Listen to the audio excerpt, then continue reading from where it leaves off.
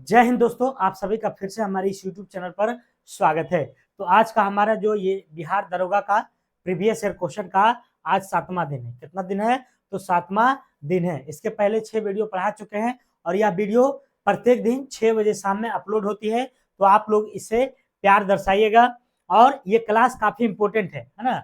आप एक बार जुड़ करके जरूर देखिए, समझ में आएगा, नहीं तो आप स्किप कर सकते हैं। ठीक है, तो चलते हैं आज के प्रश्नों की श्रृंखला को शुरुआत करते हैं। पहला प्रश्न को देखते हैं। पहला प्रश्न यहां पर देख रहे हैं 121 नंबर। तो 120 नंबर तक हमने पढ़ा दिया है, अब आज 121 है। तो कह रहा है कि भारत में नए राजनीतिक दल को अनुमति कौन देता है?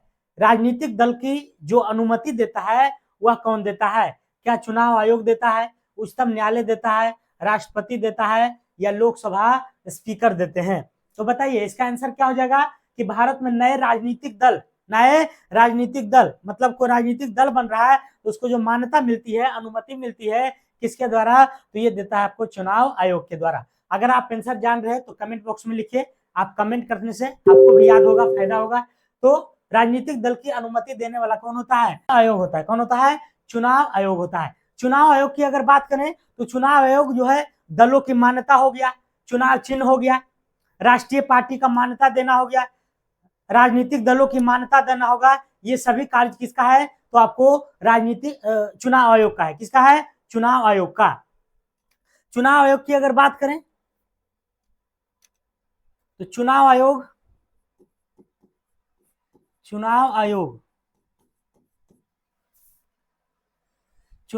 जो है राजनीतिक पार्टी, राजनीतिक चुनाव चिन्ह हो गया, राजनीतिक चुनाव चिन्ह हो गया। आपको राष्ट्रीय पार्टी का जो दर्जा मिलता है वो हो गया, राष्ट्रीय पार्टी का दर्जा, राष्ट्रीय पार्टी का दर्जा हो गया। और क्या हो गया? तो राजनीतिक दलों की मान्यता हो गया। और क्या हो जाएगा? तो आपको राजनीतिक दलों की मान्यता। तो ये सब क्या है? तो चुनाव आयोग देता है। कौन देता है? चुनाव आयोग। अगर चुनाव आयोग की बात करें स्थापना की, तो चुनाव आयोग की स्थापना कब हुआ था? चुनाव आयोग की स्थापना यहाँ लिखा हुआ है, यहीं लिख देते हैं। ठीक है, इसकी स्थापना की अगर बात करें, इसकी स्थापना कब हुआ था? तो आपको जो है कब हुआ था? 25 जनवरी 1950 को। 25 जनवरी 1950 ईस्वी को इसकी स्थापना हुआ था। और 25 जनवरी को, प्रत्येक 25 जनवरी को राष्ट्रीय मतदाता दिवस मनाते हैं। राष्ट्रीय मतदाता दिवस तो किसके स्थापना पर मनाया जाता है? इसी चुनाव आयोग के स्थापना पर राष्ट्रीय मतदाता दिवस 25 जनवरी को मनाया जाता है। चुनाव आयोग की अगर बात करें तो किस अनुच्छेद से संबंधित है? इसके अनुच्छेद की अगर बात करें तो इसका जो अनुच्छेद हो जाएगा आपको 324 से 324 संबंधित है। चुनाव आयोग जो संबंधित है किससे? तो 324 से है। और चुनाव आयोग को बहुसदस्यीय 1993 में बनाया गया था। पहले क्या था? तो एक सदस्यीय था। चुनाव आयोग को इसे 1993 ईस्वी में बहुसदस्यीय बनाया गया था। बहुसदस्यीय मतलब जैसे एक तो चुनाव आयोग के मुख्य होते हैं और उसके अलावा 2 अन्य सदस्य होते हैं, लेकिन इसके पहले ऐसा नहीं था। लेकिन 1993 ईस्वी से इसे क्या कर दिया? तो बहुसदस्यीय बना दिया गया। ठीक है, तो ये चुनाव आयोग से संबंधित आपको याद रखना है। चुनाव आयोग क्या क्या करता है? तो आपको वोट जो जारी करता है, वोट देने का अधिकार, जो पहचान पत्र होता है वो भी आपको चुनाव आयोग ही करता है। और राजनीतिक चुनाव हो गया, चुनाव चिन्ह हो गया, राष्ट्रीय पार्टी का दर्जा हो गया, ये सभी कार्य किसका है? तो चुनाव आयोग की। इसकी स्थापना की बात करें तो 25 जनवरी 1950 को हुआ था और प्रत्येक 25 जनवरी को राष्ट्रीय मतदाता दिवस के रूप में मनाते हैं। अनुच्छेद 324 किससे संबंधित है? तो आपको चुनाव आयोग से। और इसे 1993 ईस्वी में बहुसदस्यीय बनाया गया था। तो चुनाव आयोग को बहुसदस्यीय कब बनाया गया था? 1993 में, 1993 ईस्वी में। उच्चतम न्यायालय की अगर बात करें, उच्चतम न्यायालय अर्थात सर्वोच्च न्यायालय, तो ये रीट जारी करता है। रीट जो है कितना में जारी करता है, तो अनुच्छेद 32 के तहत, अनुच्छेद 32 के तहत जारी करता है। कौन? तो सुप्रीम कोर्ट। और हाई कोर्ट की बात करें तो हाई कोर्ट जो जारी करता है 226 के तहत। हाई कोर्ट कितना जारी करता है? 226। यहीं पर लिखते हैं। हाई कोर्ट की अगर बात करें तो ये जो रीट जारी करता है 226 के तहत जारी करता है, 226। और राष्ट्रपति, राष्ट्रपति जो है हमारे क्या है, तो भारत के प्रथम व्यक्ति होते हैं, भारत के प्रथम व्यक्ति होते हैं, भारत के प्रथम व्यक्ति होते हैं। प्रथम व्यक्ति अगर पूछे तो कौन हो जाएंगे? राष्ट्रपति हो जाएंगे। और राष्ट्रपति भी कौन है? द्रौपदी मुर्मू है। लोकसभा अध्यक्ष की अगर बात करें तो लोकसभा अध्यक्ष जो है स्पीकर जिसको कहते हैं, तो लोकसभा स्पीकर है ना, लोकसभा स्पीकर जो रहते हैं, लोकसभा में जो बैठ करके उसका संचालन करते हैं लोकसभा का, उसको क्या कहते हैं? स्पीकर कहलाता है। और लोकसभा किस अनुच्छेद से संबंधित है? तो 81 से। किससे है? 81 से। लोकसभा किससे संबंधित है? तो 81 से। ठीक है, अगला क्वेश्चन, शरीर के तापक्रम को नियंत्रित करता है थाइलेमस, हाइपोथैलेमस, सेरिबेलम या मेडुला? बताइए इसका आंसर क्या हो जाएगा? शरीर के तापक्रम को कंट्रोल करता है थाइलेमस, हाइपोथैलेमस, सेरिबेलम या मेडुला? कौन कौन करता है? बताइए, अगला क्वेश्चन है ये। तो इसका जो आंसर हो जाएगा आपको, ये हो जाएगा आपको हाइपोथैलेमस। क्या हो जाएगा? हाइपोथैलेमस हो जाएगा। क्या हो जाएगा? हाइपोथैलेमस। ठीक है, तो शरीर के तापक्रम को नियंत्रित कौन करता है? हाइपोथैलेमस ग्रंथि। हाइपोथैलेमस ग्रंथि की अगर बात करें तो यह एक अंतःस्रावी ग्रंथियों से जो स्रावित होने वाला हार्मोन है उसको कंट्रोल करता है। हाइपोथैलेमस क्या करता है? तो अंतःस्रावी ग्रंथियों से स्रावित होने वाला, हाइपोथैलेमस, हाइपोथैलेमस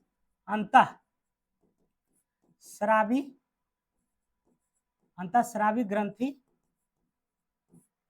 अंतःस्रावी ग्रंथि से स्रावित होने वाला, से स्रावित होने वाला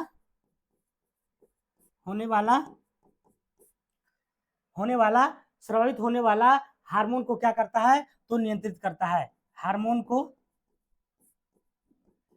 को नियंत्रित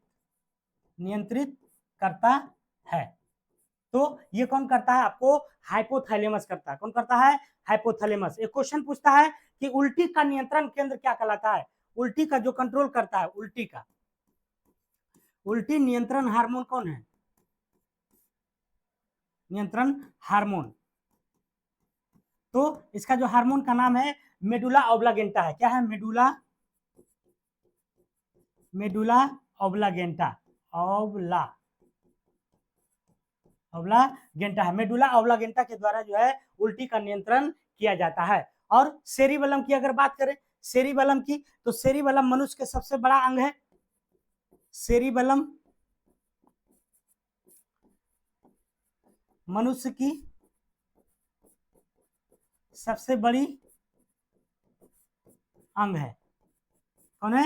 अंग है। तो सेरिबेलम जो है मनुष्य की क्या है? सबसे बड़ी अंग है, मस्तिष्क का, है ना, मस्तिष्क का सबसे बड़ा अंग है। मनुष्य, सेरिबेलम मनुष्य की सबसे बड़ी अंग, आपको सेरिबेलम मनुष्य की मस्तिष्क का, यहाँ पर मस्तिष्क लिख देते हैं,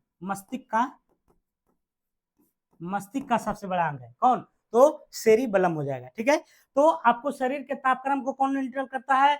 आपको हाइपोथैलेमस ग्रंथि।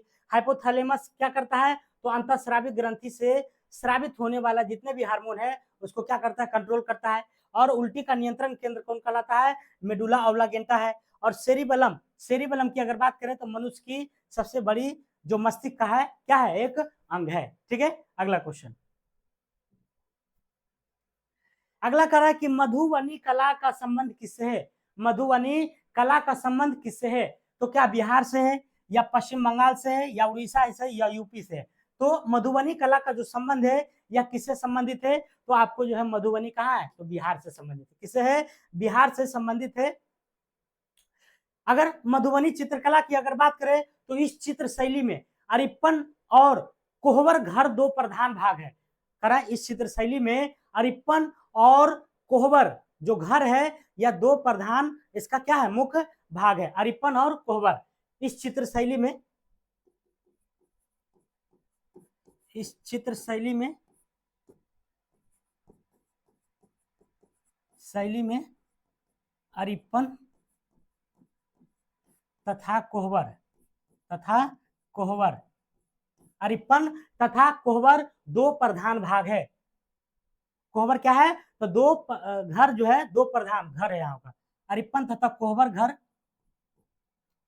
दो प्रधान भाग है, दो प्रधान भाग है।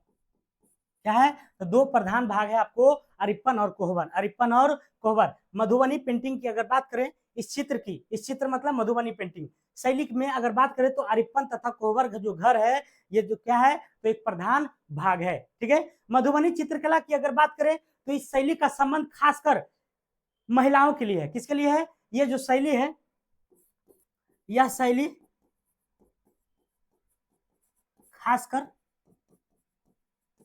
खासकर महिलाओं के लिए है, महिलाओं हेतु है। किसके लिए है, तो पूछ देगा क्वेश्चन की जो ये मधुबनी पेंटिंग है या खासकर जो है किस श्रेणी में अति, किसके लिए है, तो महिलाओं के लिए। किसके लिए है, महिलाओं के लिए है। अगर इसका बात करें मधुबनी शैली का, तो इसका संबंध दो जिला से है। मधुबनी पेंटिंग का संबंध, मधुबनी पेंटिंग का संबंध की अगर बात करें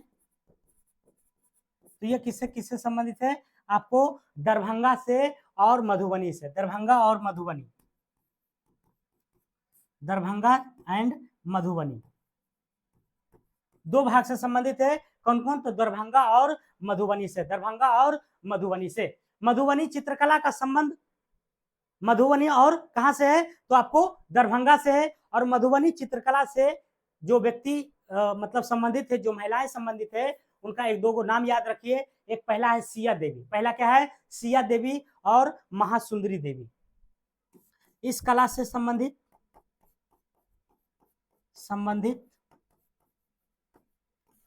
कलाकार कौन है, तो सिया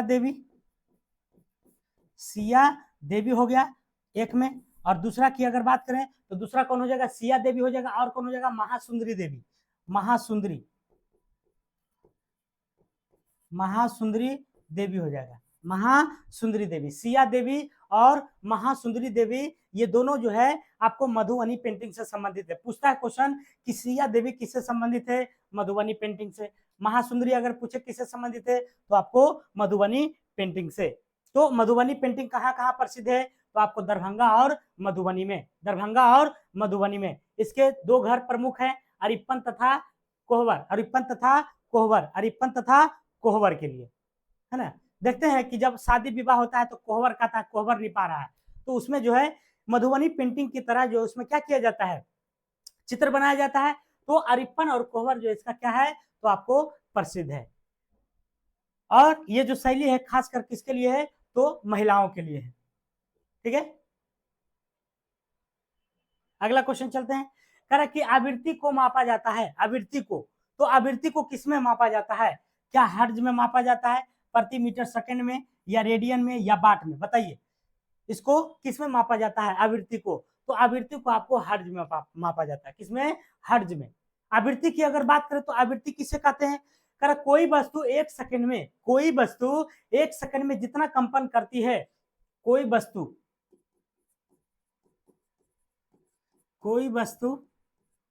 एक सेकंड में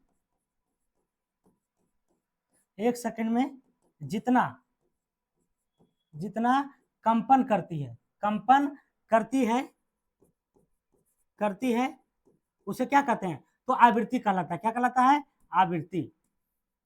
कह कोई वस्तु एक सेकंड में जितना कंपन करती है उस कंपन को क्या कहते हैं, फ्रीक्वेंसी कहते हैं, अर्थात आवृत्ति कहते हैं। क्या कहलाता है, आवृत्ति कहलाता है। और इसी आवृत्ति का पूछा है क्या, तो एसआई मापक किससे मापते हैं, तो हर्ज में। किससे मापते हैं, हर्ज में। आवृत्ति बराबर अगर फार्मूला अगर पूछे तो कुल दोलन की संख्या बटे कुल समय। आवृत्ति बराबर क्या होता है, आवृत्ति बराबर कुल दोलन की संख्या कुल दोलन की संख्या,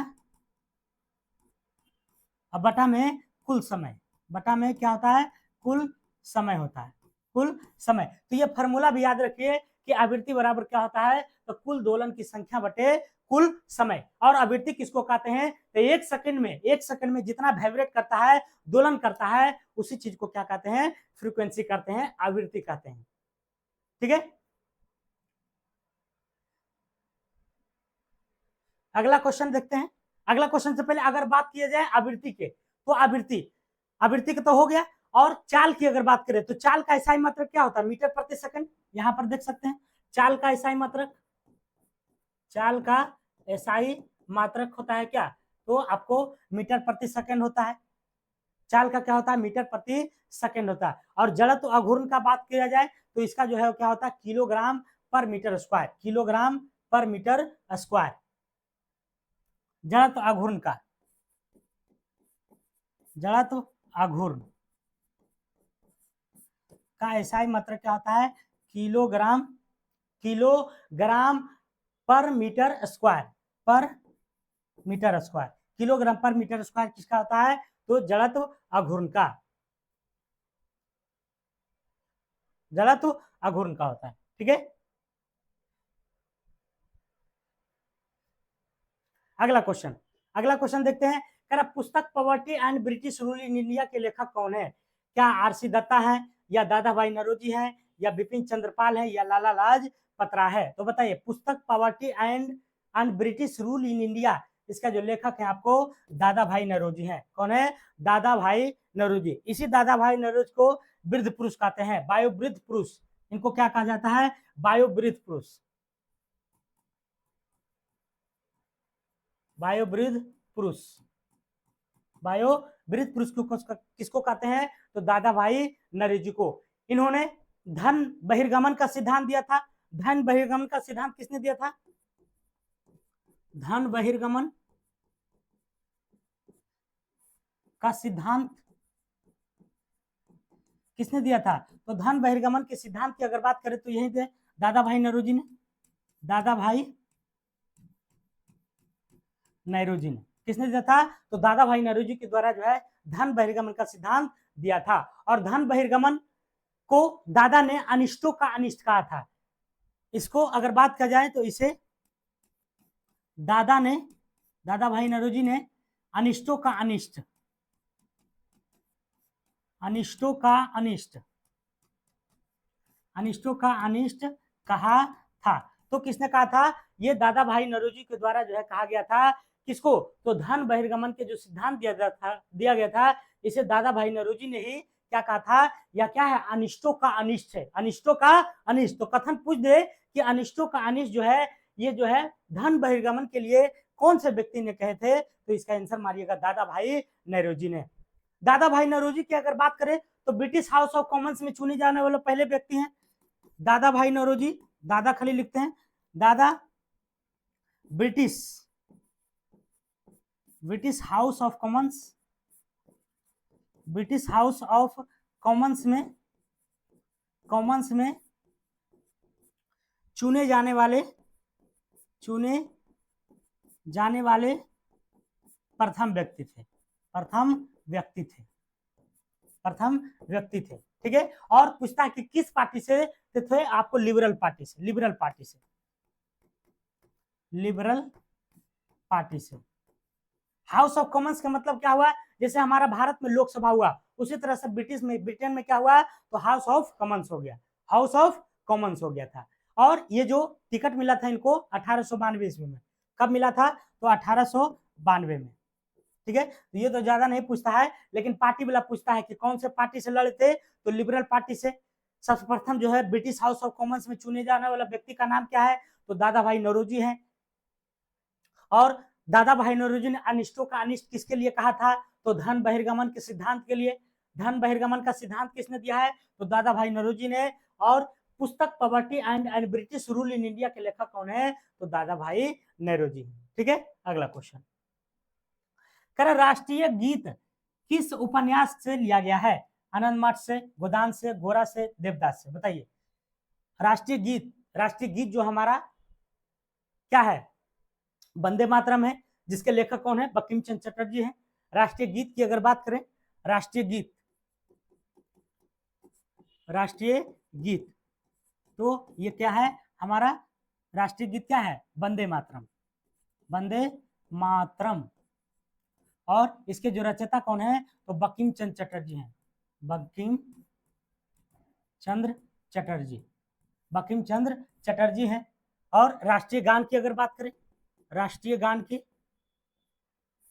राष्ट्रीय गान क्या है हमारा? तो जनगण मन है, जनगण और मन है, जनगण मन है। और इसके जो रचयिता है आपको RNT है, रविंद्रनाथ टैगोर है, रविंद्रनाथ टैगोर है। तो क्वेश्चन ये नहीं था, क्वेश्चन यहाँ ये है कि राष्ट्रीय गीत किस उपन्यास से लिया गया है। मतलब ये जो वंदे मातरम है कहाँ से उठाया गया है? आनंद मठ से। कहाँ से उठाया गया है? आनंद मठ से। कहाँ से? आनंद मठ से। आनंद मठ की अगर बात करें तो आनंद मठ से, आनंद मठ को लिखा कब गया था? तो आनंद मठ को लिखा गया था आपको 1882 ईस्वी में। कब लिखा गया था? तो इसे 1882 में लिखा गया था। कब लिखा गया था? तो 1882 ईस्वी में। आनंद मठ में सन्यासी विद्रोह का भी उल्लेख किया गया है। इसमें क्या किया गया है? सन्यासी विद्रोह का उल्लेख, सन्यासी विद्रोह का उल्लेख मिलता है ना। सन्यासी विद्रोह का उल्लेख अगर पूछे तो कौन सी मठ मिलता है? तो आनंद मठ में। और वंदे मातरम को, वंदे मातरम जो हमारा क्या है? राष्ट्रीय गीत है। तो इसे गाया कब गया था? तो सबसे पहले 1896 ईस्वी में कलकत्ता अधिवेशन में गाया गया था। राष्ट्रीय गीत की अगर बात करें तो इसे सर्वप्रथम 1896 ईस्वी में कलकत्ता अधिवेशन, कांग्रेस की जो कलकत्ता अधिवेशन है, कलकत्ता अधिवेशन में गाया गया था, गाया गया था। ठीक है। और इस समय इसके अध्यक्ष कौन थे? तो रहीमतुल्लाह सयानी। अध्यक्ष की अगर बात करें तो रहीमतुल्लाह सयानी, रहीमतुल्लाह सयानी थे। कौन थे? रहीमतुल्लाह सयानी किसका थे? तो राष्ट्रीय गीत जब गाया जा रहा था 1896 में, तो उस समय कलकत्ता के जो अधिवेशन हुआ था उसकी अध्यक्षता किसने किया था? रहीमतुल्लाह सयानी, रहीमतुल्लाह सयानी। और राष्ट्रीय गीत जो गाने का समय है, राष्ट्रीय गीत को कब गाया जाता है? तो 65 सेकेंड, 65 सेकेंड। और अगर राष्ट्रीय गान की अगर बात करें तो ये हो जाएगा 52 सेकेंड हो जाएगा। कितना हो जाएगा? 52 सेकेंड हो जाएगा। ठीक है। और राष्ट्रीय गान का समय कितना है? तो 52 सेकेंड। और राष्ट्रीय गीत का 65 सेकेंड है। ठीक है। अगला क्वेश्चन चलते हैं। अगला क्वेश्चन देखते हैं क्या है। कारण नेचुरल हिस्ट्री के लेखक कौन है? नेचुरल हिस्ट्री के लेखक कौन है? प्लिनी है, टोल्मी है, जस्टिन है, अरस्तु है। तो बताइए इसका आंसर क्या हो जाएगा? नेशनल हिस्ट्री के लेखक कौन है? तो इसका जो आंसर हो जाएगा आपको प्लिनी हो जाएगा। क्या हो जाएगा? प्लिनी। नेशनल हिस्ट्री के लेखक कौन है? प्लिनी। नेशनल हिस्ट्री की अगर बात करें तो इसमें भारतीय पशु, पेड़ पौधा और खनिज पदार्थों का वर्णन किया गया है। नेचुरल हिस्ट्री में, नेचुरल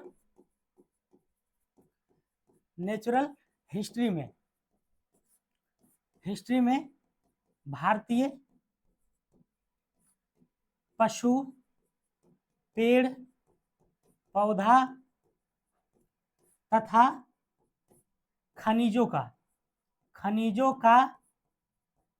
वर्णन किया गया है ना। तो नेचुरल हिस्ट्री में जो है भारतीय को किस चीज का वर्णन किया गया है? तो हमारा जो पशु है, पेड़ है, पौधा है और खनिज पदार्थों में क्या है, नहीं है, ये सब जो है आपको नेचुरल हिस्ट्री जब पढ़िएगा तो आपको उसमें देखने को मिलेगा। किसका चित्रण किया गया है? तो राष्ट्रीय, हमारा जो भारतीय पेड़ पौधे तथा खनिज पदार्थों का।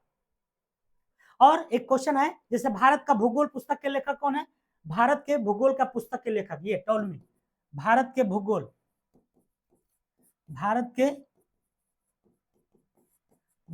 पुस्तक के क्या है? तो लेखक है। तो भारत के भूगोल पुस्तक के लेखक कौन है? टोल्मी हो जाएगा। कौन हो जाएगा? टोल्मी हो जाएगा। और अरस्तु की अगर बात करें तो अरस्तु ने जो है क्या लिखा है? पॉलिटिक्स किसने लिखा है? तो अरस्तु ने लिखा है। पॉलिटिक्स किसने लिखा है? अरस्तु ने। अरस्तु की अगर शिष्य की बात करें तो अरस्तु के जो शिष्य थे, इसके जो शिष्य थे यहां लिखते हैं, अरस्तु के शिष्य, अरस्तु के शिष्य की अगर बात करें तो ये कौन थे? आपको सिकंदर थे। कौन थे? सिकंदर। कौन थे? सिकंदर। अरस्तु के अगर पूछे शिष्य कौन थे तो सिकंदर थे। अरस्तु के शिष्य कौन थे? सिकंदर थे। और इतिहास के पिता किसको कहते हैं? हेरोडोटस को। इतिहास के पिता,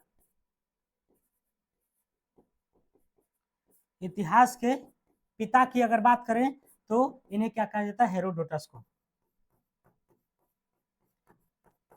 हेरोडोटस को किसको कहा जाता है? हेरोडोटस को इतिहास के पिता के रूप में जाना जाता है। और इसकी पुस्तक के नाम जो था हिस्टोरिका था। क्या नाम था? हिस्टोरिका। हेरोडोटस ने कौन सी पुस्तक लिखी थी? पुस्तक की अगर बात करें तो इसकी पुस्तक का नाम था हिस्टोरिका। हिस्टोरिका। किसने? हिस्टोरिका नामक पुस्तक जो है किसने लिखा है? हेरोडोटस ने। और हेरोडोटस को क्या कहते हैं? तो इतिहास के पिता। तो नेचुरल हिस्ट्री किसने लिखा? प्लिनी ने। नेचुरल हिस्ट्री में किस चीज का वर्णन है? तो पशु, पेड़, पौधा तथा खनिजों का। किसका है? खनिजों का। और अरस्तु के शिष्य का नाम क्या है? सिकंदर है। और इतिहास के पिता हेरोडोटस, जब जो कि यह कौन सी पुस्तक लिखा है? तो हिस्टोरिका। और अरस्तु को पॉलिटिक्स जो पुस्तक है, पॉलिटिक्स पुस्तक, पुस्तक के लेखक, पॉलिटिक्स पुस्तक के लेखक जो कौन है? तो अरस्तु है। और टोलमी की अगर बात करें तो भारत के भूगोल नामक पुस्तक लिखा था। भारत के भूगोल नामक पुस्तक पुस्तक किसने लिखा था? टोलमी ने। ठीक है, अगला चलते हैं। तो कैसा लग रहा है डिस्कशन? आप लोग बताइए जरूर कमेंट बॉक्स में। अगला क्वेश्चन चलते हैं। कह रहा भारत के संविधान में कौन सी याचिका का उल्लेख नहीं है? देखिए, संविधान की याचिका की अगर बात करें तो टोटल जो है आपको 5 प्रकार के जो है रीट, जिसको याचिका कहते हैं, रीट जारी करने का अधिकार है। रीट सुप्रीम कोर्ट और हाई कोर्ट, सुप्रीम कोर्ट और हाई कोर्ट दोनों जारी करता है। सर्वोच्च न्यायालय और उच्च न्यायालय दोनों। तो सर्वोच्च न्यायालय की अगर बात करें, रीट जारी करने का अधिकार, रीट जारी करने का अधिकार,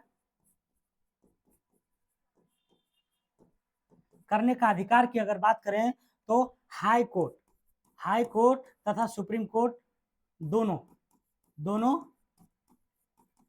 जारी करता है, दोनों जारी करता है। हाई कोर्ट की अगर बात करें तो यह जो है अनुच्छेद आपको 226 में, जबकि सुप्रीम कोर्ट की अगर बात करें तो यह जो है अनुच्छेद 32 के तहत, 32 के तहत जारी करता है।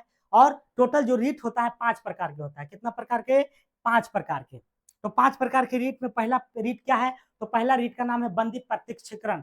बंदी प्रत्यक्षीकरण, बंदी प्रत्यक्षीकरण, जिसको क्या कहते हैं? Habeas corpus, habeas corpus, habeas corpus कहते हैं। दूसरा प्रतिषेध हो जाएगा। दूसरा क्या हो जाएगा? प्रतिषेध हो जाएगा। प्रतिषेध, प्रतिषेध हो जाएगा। तीसरा की बात करें तो उत्प्रेषण हो जाएगा। तीसरा उत्प्रेषण हो जाएगा। और चौथा की अगर बात करें तो आपको अधिकार, सॉरी, परमादेश, प्रतिषेध, उत्प्रेषण और अधिकार परीक्षा,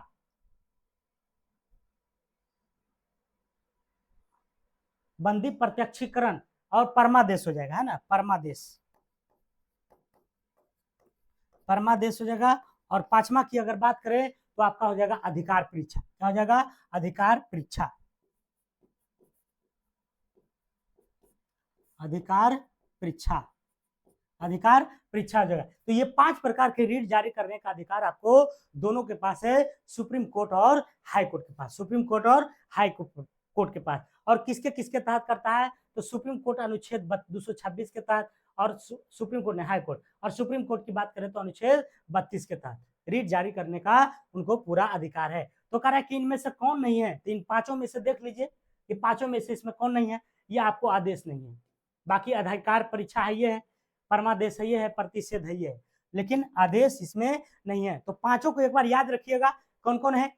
परमादेश हो जाएगा, प्रतिषेध हो जाएगा, परमादेश, प्रतिषेध, उत्प्रेषण हो जाएगा, अधिकार परीक्षा हो जाएगा, बंदी प्रत्यक्षीकरण हो जाएगी। तो ये पांचों अधिकार जो है आपको क्या है, तो रीट है और इसे जारी करने का अधिकार इन दोनों के पास है। ठीक है, अगला क्वेश्चन देखते हैं। कह रहा सेबी का मुख्यालय कहाँ अवस्थित है, दिल्ली में, मुंबई में, कोलकाता में या पुणे में? बताइए, कमेंट कीजिए आंसर अगर जानते हैं तो, कि सेबी का मुख्यालय कहाँ अवस्थित है। तो इस बार अगर दरोगा कबाना है तो प्रीवियस क्वेश्चन पर जरूर जो है ध्यान दीजिए आप लोग। साथ ही साथ करंट, इसमें हम करंट भी जोड़ने वाले हैं आपको, जो है डेली इसमें करंट भी मिलने वाला है। तो कल के वीडियो में आपको करंट भी दिखने वाला है इसमें। तो सेबी का मुख्यालय कहाँ स्थित है, तो इसका जो मुख्यालय आपको सेबी का कहाँ है, बताइए। सेबी का मुख्यालय, तो इसका मुख्यालय हो जाएगा आपको मुंबई में। कहाँ हो जाएगा, मुंबई में। सेबी का फुल फॉर्म क्या होता है, security and exchange board of India. क्या होता है, सेबी। सेबी का फुल फॉर्म की अगर बात करें तो security exchange board of India, security and exchange board of India, security and exchange board of India, ये सेबी का फुल फॉर्म होता है। इसे वैधानिक दर्जा की अगर बात करें, इसे वैधानिक दर्जा कब मिला था, वैधानिक दर्जा तो 30 जनवरी, कब मिला था, 30 जनवरी 1992 को। इसे वैधानिक मतलब इसे जो मतलब कानूनी रूप से जो दर्जा दिया गया था 30 जनवरी 1992 को, 30 जनवरी 1992 को। सेबी का काम क्या काम है, तो सेबी जो है पूंजी बाजार, सेबी जो है भारतीय पूंजी बाजार के नियंत्रण का काम करता है, या पूंजी बाजार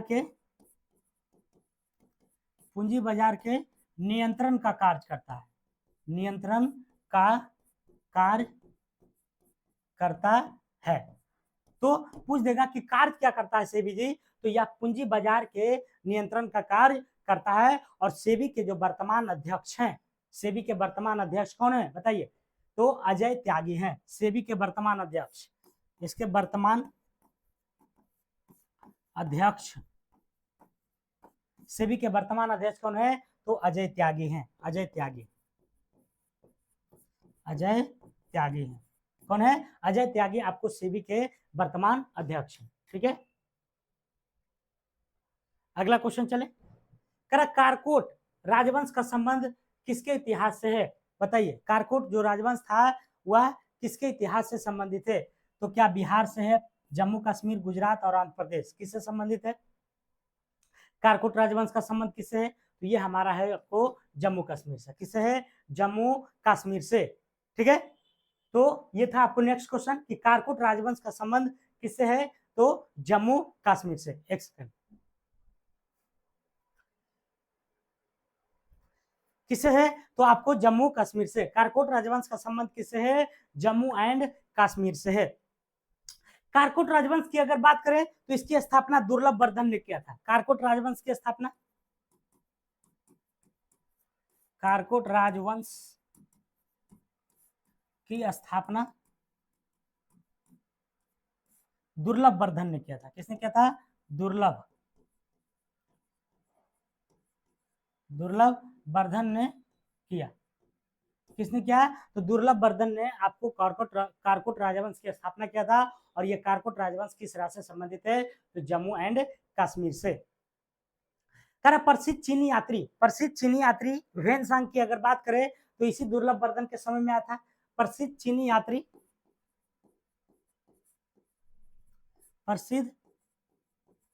यात्री ह्वेनसांग इसी दुर्लभ वर्धन के समय में आया था, दुर्लभ वर्धन के समय में आया था,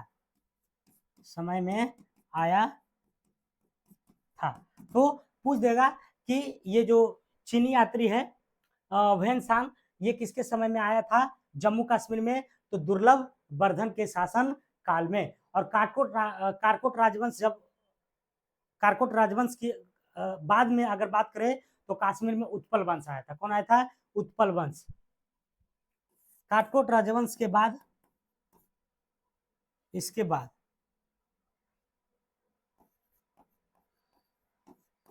बाद उत्पल वंश आया था। उत्पल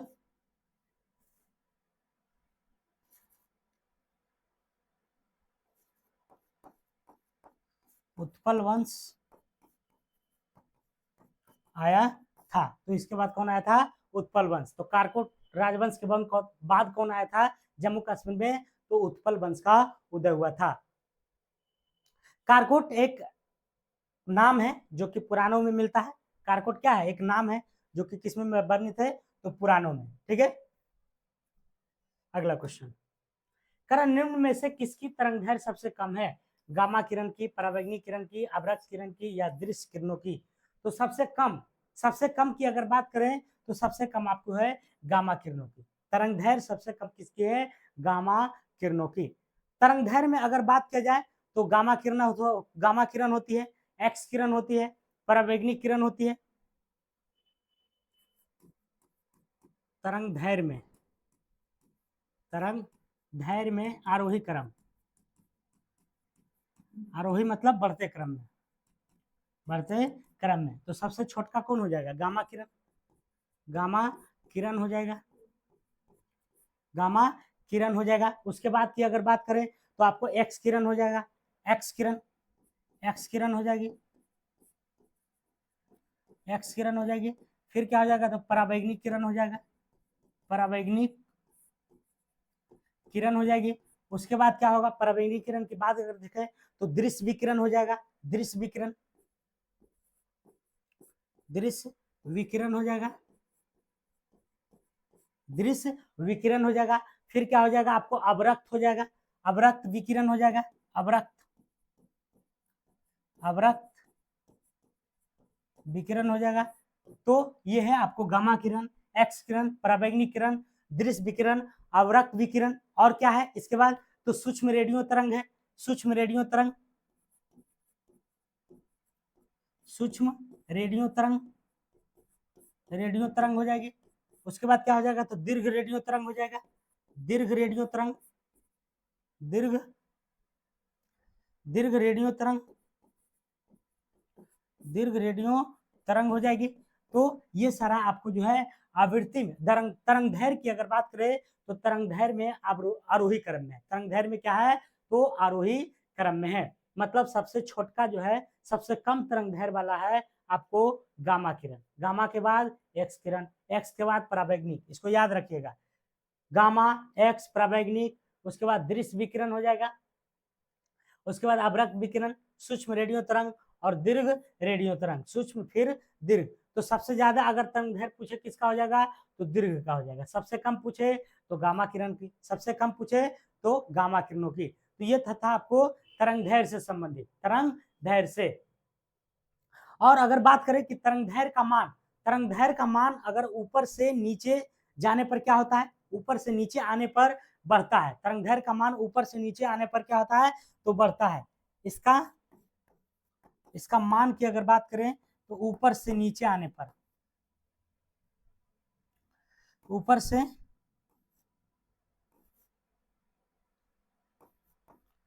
ऊपर से नीचे आने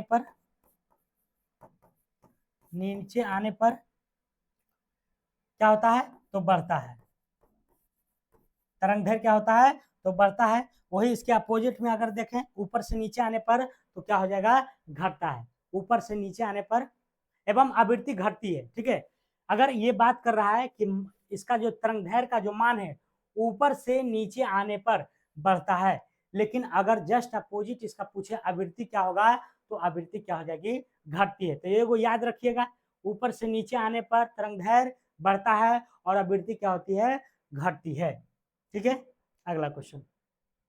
कर काजू उत्पादन के लिए आयुक्त मिट्टी है। काजू उत्पादन करना है तो कौन सी मिट्टी की उपयोगिता है? तो बताइए, काली मिट्टी है या फिर जलोढ़ मिट्टी है, लेटेराइट मिट्टी है या फिर काली मिट्टी है? बताइए। तो इसका जो आंसर हो जाएगा आपको लेटेराइट मिट्टी। क्या हो जाएगा? लेटेराइट मिट्टी आपको काजू उत्पादन के लिए क्या है? तो प्रसिद्ध है। लेटेराइट मिट्टी की अगर बात करें तो इसमें जो है कैसे उत्पन्न होता है लेटेराइट मिट्टी?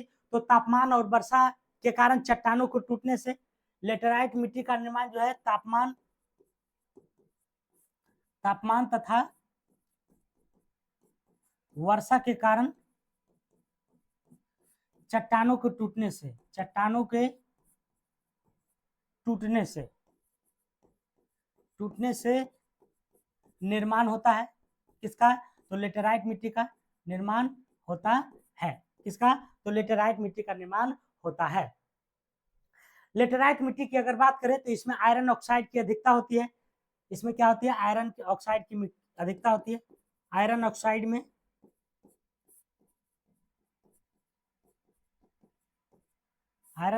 में आयरन ऑक्साइड की अधिकता होती है। आयरन ऑक्साइड की अधिकता होती है, अधिकता होती है। क्या होती है? तो आपको आयरन ऑक्साइड की क्या होती है? अधिकता होती है। किसमें? तो लेटेराइट मिट्टी में। और इसी के कारण जो है इसका रंग क्या होता है? लाल होता है। इसका रंग की अगर बात करें तो कैसा होता है? लाल होता है। इसका रंग कैसा होता है? आपको जो मृदा है केरल और तमिलनाडु के क्षेत्रों में पाया जाता है। यह जो मृदा है,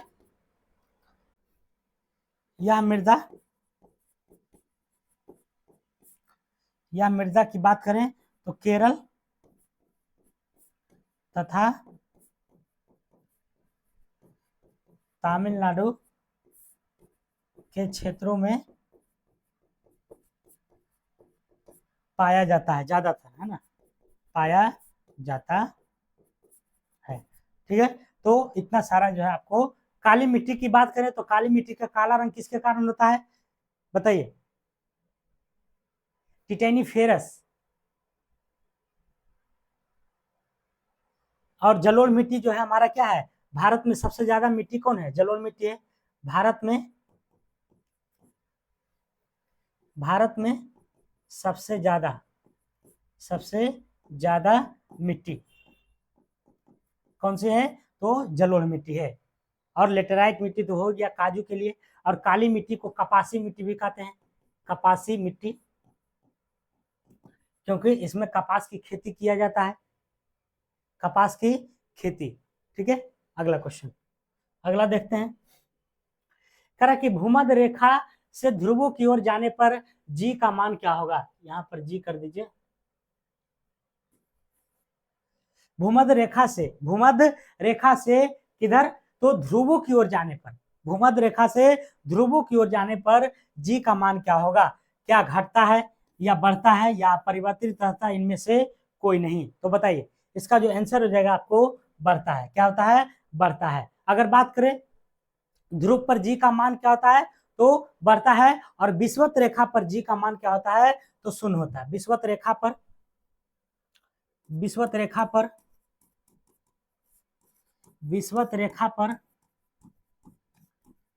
जी का मान न्यूनतम होता है। न्यूनतम होता है। विषुवत रेखा पर जी का मान न्यूनतम होता है।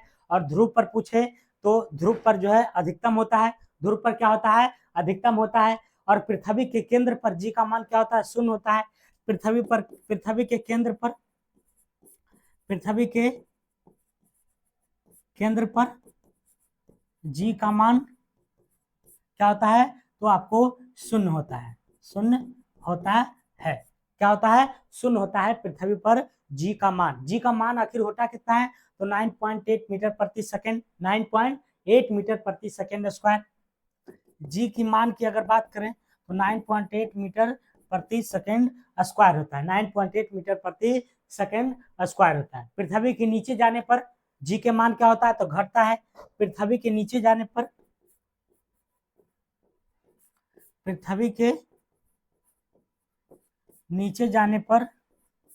नीचे जाने पर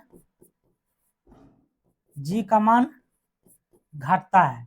क्या होता है? तो आपको घट जाता है। पृथ्वी पर जी का मान क्या हो जाता है? तो घट जाता है। ठीक है, तो भूमध्य रेखा से ध्रुवों की ओर जाने पर जी का मान क्या होगा? घटेगा। भूमध्य रेखा से ध्रुवों की ओर जाने पर बढ़ता है। क्या होता है? बढ़ता है, घटता नहीं। क्या होता है? बढ़ता है। ठीक है, क्योंकि ध्रुवों पर जी का मान बढ़ता है और विषुवतीय रेखा पर जी का मान क्या होता है, न्यूनतम होता है, और पृथ्वी के केंद्र पर शून्य होता है, और नीचे भी जाने पर आपको क्या होता है, तो घटता है। क्या होता है, घटता है। अगला क्वेश्चन, ग्रांड ट्रंक रोड को किससे संबंधित है? ग्रांड ट्रंक रोड जो है वह किससे संबंधित है? तो क्या सड़क परिवहन से, रेल परिवहन से, जल परिवहन से, वायु परिवहन से? बताइए। ग्रांड ट्रंक रोड, तो ये जो संबंधित है आपको किससे है? ग्रांड ट्रंक रोड तो सड़क परिवहन से। ग्रांड ट्रंक रोड को अगर बात किया जाए, ग्रांड ट्रंक रोड को किसने बनवाया था? को शेरशाह सूरी ने बनाया था। किसने बनाया था? तो शेरशाह सूरी ने बनाया था ग्रांड ट्रंक रोड को। इसे वर्तमान में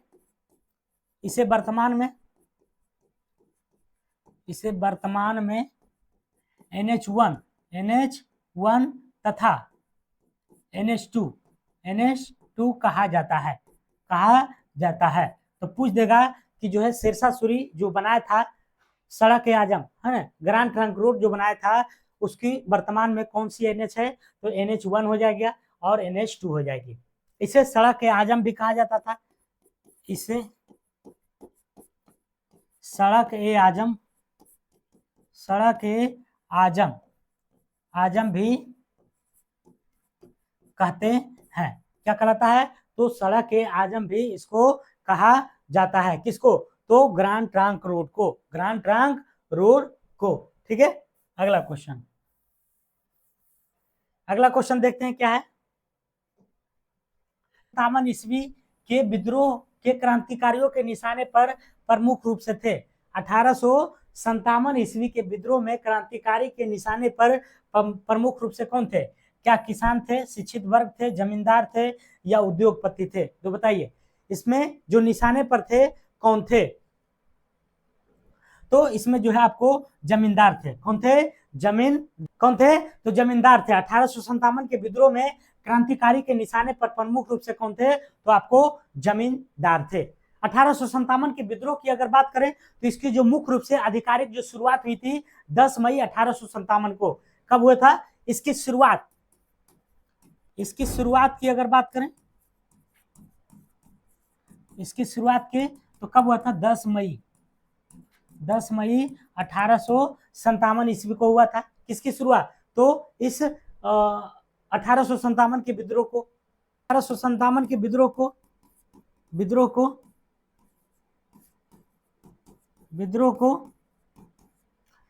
के प्रमुख नेता जो बनाया गया था, प्रमुख नेता किसको बनाया गया था? आपको बहादुर शाह जफर। इसको बहादुर शाह जफर। तो ये जो 1857 के विद्रोह के जो क्रांतिकारी लोग थे, ये किसको अपना नेता मानते थे? तो बहादुर शाह जफर। और उस समय जो है बहादुर शाह जफर उत्तर मुगल काल के पर जो है विराजमान था। कौन? बहादुर शाह जफर। और इसी को जो है 57 के विद्रोहियों ने क्या कर लिया? इन्हें नेता मान लिया। 57 के विद्रोह के सूत्रधार किसको माना जाता है? इसका सूत्रधार की अगर बात करें तो कौन है? नाना साहेब है। इसके सूत्रधार कौन है? तो नाना साहेब है। और तत्कालीन कारण कमल का फूल और चपाती नहीं होगा। तत्कालीन कारण जो है आपको क्या मिलेगा? तो तत्कालीन कारण जो हो जाएगा आपको चर्बी वाले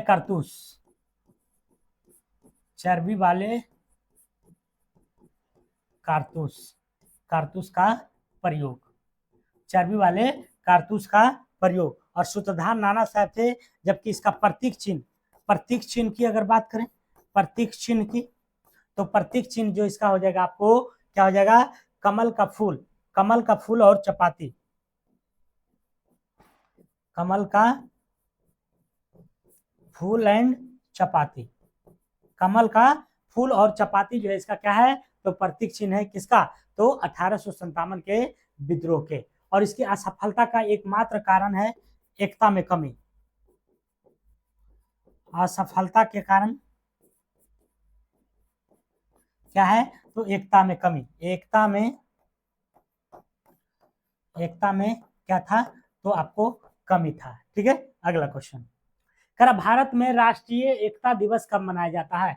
31 अक्टूबर को। कब मनाया जाता है? 31 अक्टूबर को राष्ट्रीय एकता दिवस मनाया जाता है। अभी हाल ही में 31 अक्टूबर जो गुजरा है, तो ये किसके? सरदार वल्लभ भाई जन्म सरदार वल्लभ भाई पटेल, सरदार वल्लभ भाई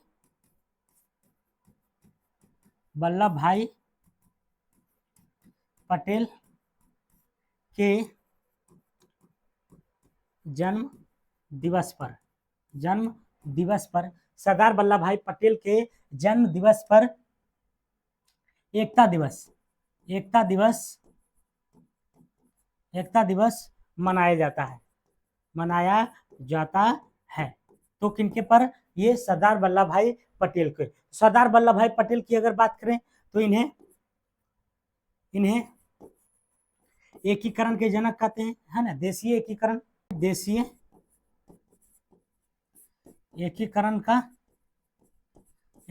का जनक कहा जाता है। तो किन्हें? ये सरदार वल्लभ भाई पटेल को। तो सरदार वल्लभ भाई पटेल जब अलग अलग प्रांत में था सब लोग, तो इसे जो है एकीकरण करके भारत को एक अखंड रूप दिया था। किसने? तो सरदार वल्लभ भाई पटेल को। इसीलिए जो है एकता दिवस के रूप में इन्हें 31 अक्टूबर को मनाया जाता है। इनका हाल ही में मूर्ति बना है। इसका जो मूर्ति है 182 मीटर ऊंची बनाई गई है, जिसको स्टैच्यू ऑफ यूनिटी कहते हैं। स्टैच्यू ऑफ यूनिटी कहते हैं। कहाँ है? तो गुजरात में। इनकी प्रतिमा की बात करें तो इनकी प्रतिमा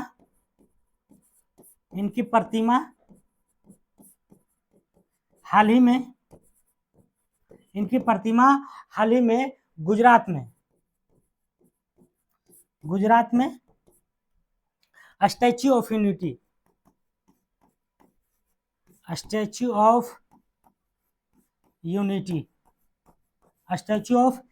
के नाम से इनका प्रतिमा बना है, जिसकी ऊंचाई कितनी है? तो इसकी ऊंचाई की बात करें तो 182 मीटर है। 182 मीटर इसकी ऊंचाई है। कितनी मीटर है? 182 मीटर।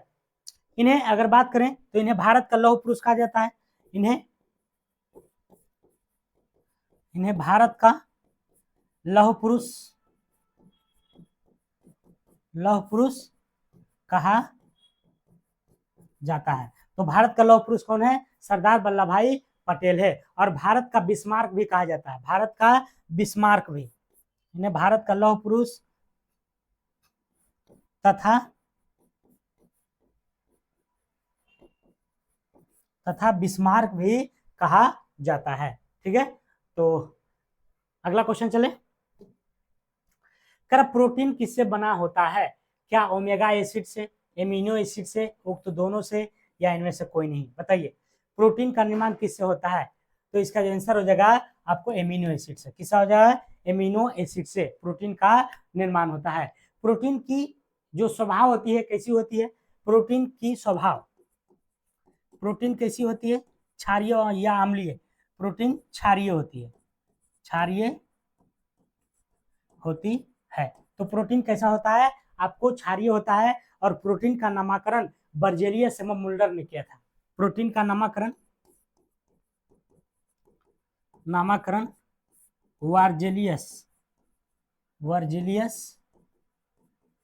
बर्जेलियस तथा मुल्डर ने किया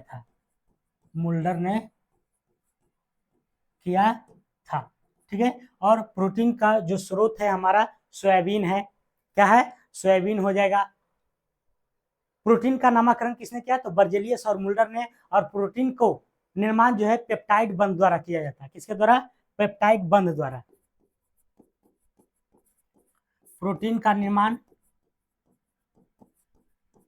पेप्टाइड बंध द्वारा किया जाता है। तो पूछ देगा कि प्रोटीन का निर्माण जो है किस बंध के द्वारा होता है? तो पेप्टाइड बंध के द्वारा। अगर दाल में बात किया जाए तो दाल में भी प्रोटीन होता है। तो कौन सी प्रोटीन होता है? तो प्रोलैमिन्स प्रोटीन होता है। दाल में कौन होता है? दाल में प्रोलैमिन्स प्रोटीन होता है। तो दाल में कौन सा प्रोटीन होता है? प्रोलैमिन्स। प्रोलैमिन्स जो है आपको दाल में पाया जाता है। जबकि अगर बात करें गेहूं और चावल में, तो गेहूं और चावल में ग्लूटैलिन प्रोटीन पाया जाता है। गेहूं और चावल में किसमें बात? गेहूं और चावल में, गेहूं एंड चावल में ग्लूलेटिन प्रोटीन पाया जाता है। तो गेहूं और चावल की अगर बात करें तो इसमें जो है आपको ग्लूटैलिन होता है, ग्लूलेटिन नहीं,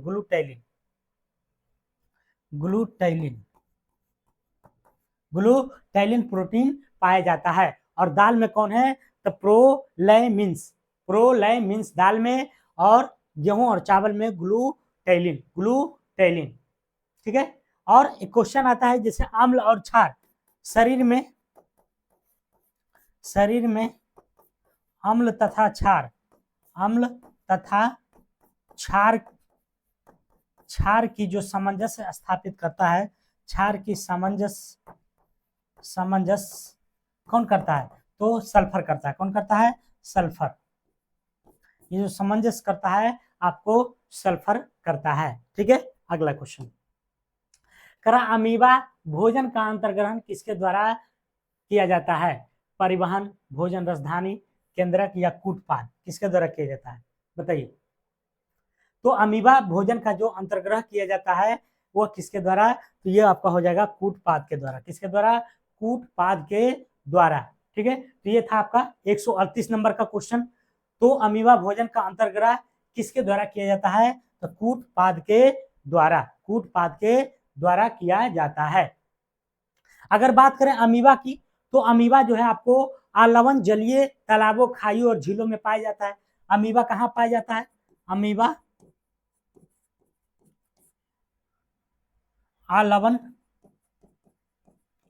आलवन जलीय तालाबों में कौमा झीलों में पाया जाता है। तो ये अमीबा जो पाया जाता है कहाँ? तो आलवनीय जल में। आलवनीय जल मतलब खारा पानी में नहीं पाया जाता है, या जो है मीठे पानी में पाया जाता है अमीबा। क्या? तो अमीबा की खोज की अगर बात करें तो रसेल बॉर्न ने किया था। अमीबा की खोज किसने किया था? रसेल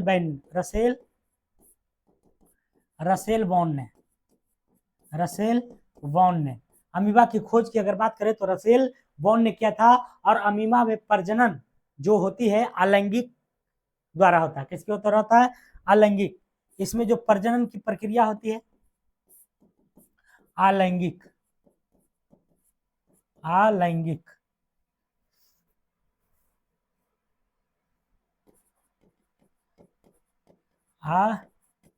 द्वारा। किसके द्वारा होता है? अमीबा का जो प्रजनन होता है वह अलैंगिक द्वारा होता है। और पेचिस रोग का नाम सुने होंगे, है ना? पेचिस का रोग सुने होंगे कि पेचिस रोग किससे होता है? तो एंट अमीबा हिस्टोलिका नामक प्रोटोजोआ से। पेचिस रोग किससे होता है? पेचिस रोग तो ये होता है आपको एंट अमीबा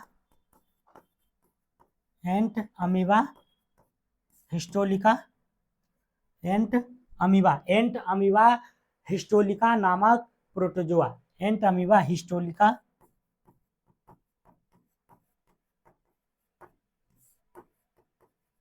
नामक प्रोटोजोआ से होता है। प्रोटोजोआ से होता है। कैसे होता है पेचिस रोग? तो एंट अमीबा हिस्टोलिका नामक प्रोटोजोआ के द्वारा पेचिस रोग हो जाता है। ठीक है। और अमीबा जो भोजन करता है कूटपाद के द्वारा। अगला क्वेश्चन करा, भारत में पहला एम्स खुला है।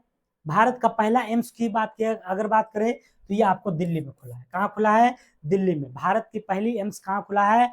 तो दिल्ली में खुला है। और इसकी जो स्थापना हुआ था 1952 में, आधारशिला जो रखा गया था 1952 में रखा गया था, और ये 1956 में तैयार हो गया था। इसकी आधारशिला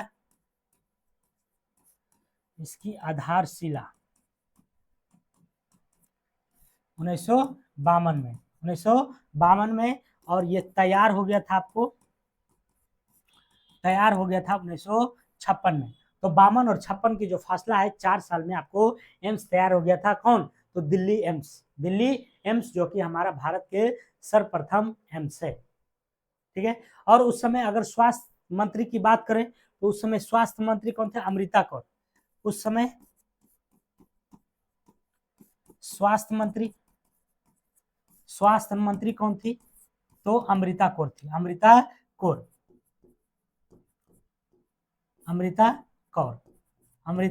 कौर थी। वर्तमान में अगर बात किया जाए कि कितने एम्स है, तो वर्तमान में अभी जो है 19 एम्स है। वर्तमान में कई गो एम्स है? वर्तमान में 19 एम्स है। कितना है? 19 एम्स है। तो वर्तमान में अगर बात करें तो 19 एम्स है। और जिस समय दिल्ली एम्स की स्थापना किया जा रहा था उस समय जो स्वास्थ्य मंत्री थे अमृता कौर थी, और इसकी आधारशिला 1952 में रखा गया था, जबकि तैयार 1956 में कर दिया गया था। अगला क्वेश्चन, करा हुआ जल राशि जो स्पेन एवं फ्रांस के दोनों के ही साथ तटीय क्षेत्र बनाती है, करा हुआ कौन सी ऐसी जल राशि है जो स्पेन और फ्रांस दोनों के बीच जो है क्या करती है? तो आपको तटीय क्षेत्र बनाती है। तो इसका जो आंसर हो जाएगा आपको बिस्के की खाड़ी। क्या हो जाएगी? बिस्के की खाड़ी हो जाएगा। बिस्के की खाड़ी की अगर बात करें तो ये उत्तरी अटलांटिक महासागर में अवस्थित है। कहाँ है? उत्तरी अटलांटिक महासागर में। उत्तरी अटलांटिक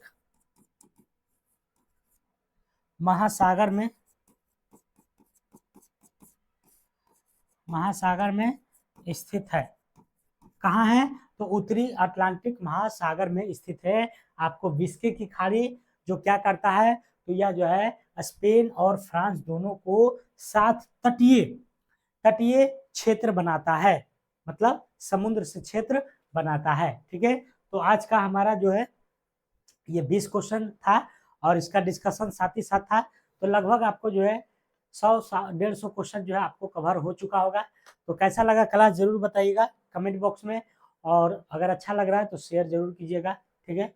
क्योंकि हम कोई बड़े चैनल वाले अभी नहीं है, लेकिन आप लोग को प्रयास अगर रहेगा, कंटेंट अच्छा लग रहा है तो जरूर इस वीडियो को ज़्यादा से ज़्यादा शेयर कीजिए, ताकि आपके हाथों से मैं आपके पग के समान चल सकूं। ठीक है। तो ये आपको रहा, और इसका पीडीएफ भी मिल जाएगा आपको, और टेलीग्राम चैनल ज्वाइन कर लीजिएगा। इसका लिंक डिस्क्रिप्शन बॉक्स में दिया गया है। तो आज के लिए इतने ही दोस्तों। जय हिंद, जय भारत, धन्यवाद।